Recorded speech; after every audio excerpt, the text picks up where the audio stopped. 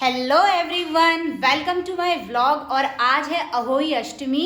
तो आज आप सभी को अहोई अष्टमी की ढेर सारी शुभकामनाएं।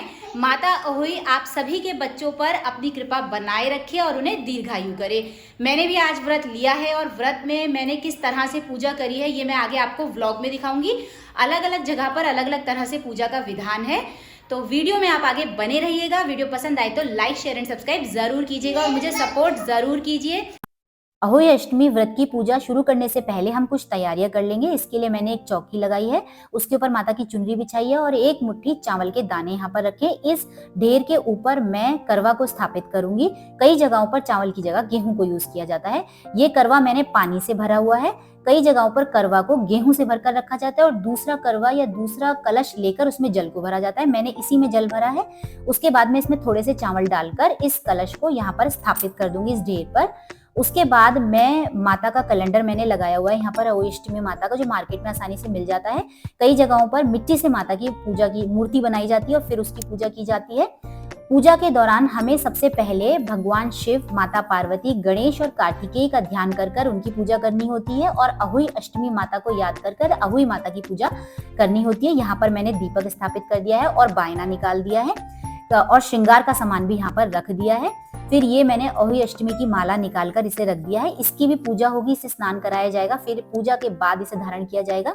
फिर दीपक जलाएंगे और एक कलश और लेकर मैंने उसमें चावल भरकर रखा है। कई जगहों पर मैंने अभी आपको बताया गेहूं भरकर रखा जाता है। फिर हम पूरा दरबार अच्छे से सजा लेंगे। अपना सारा जितना फल है, फल चढ़ाए जाएंगे, मिठाई चढ़ाई जाएगी, थोड़े से ड्राई फ्रूट्स रखे जाएंगे।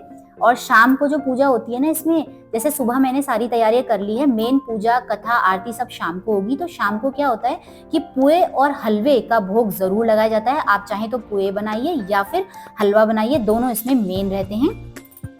अभी अभी जो करवा मैंने जल से भरकर चावल के ऊपर रखा है ना, इसी जल से मैं तारों को शाम को अर्घ दूंगी।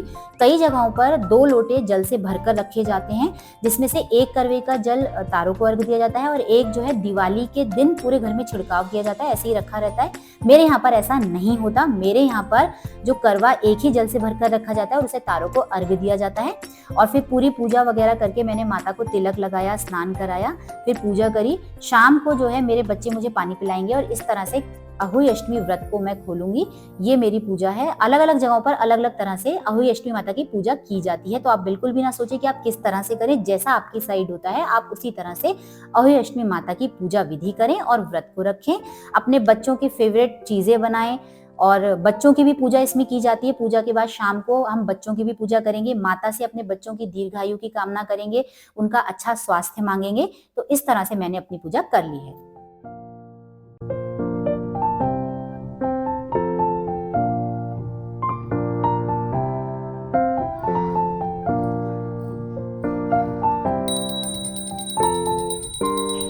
तो कुछ इस तरह से मैंने करी अहोई अष्टमी व्रत की पूजा विधि।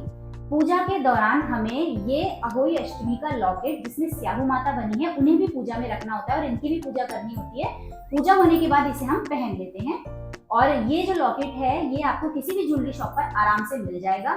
इसमें दाने बढ़ाने का नियम है। जितनी संतान करके आप अहोई अष्टमी का व्रत ले रहे हैं उतने दाने जोड़े में हर साल ऐड किए जाते हैं। और कई जगहों पर सिर्फ लॉकेट पहना जाता है, दानों को ऐड नहीं किया जाता है। तो आप अपने एरिया के अकॉर्डिंग इस व्रत को कीजिएगा।